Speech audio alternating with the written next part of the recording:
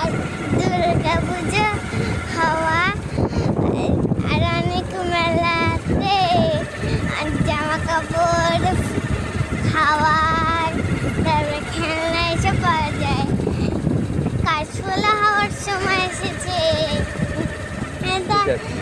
আমি এই বলো তো বন্ধুরা, এটা কোন জায়গা দেখি তোমরা বলতে পারবে না?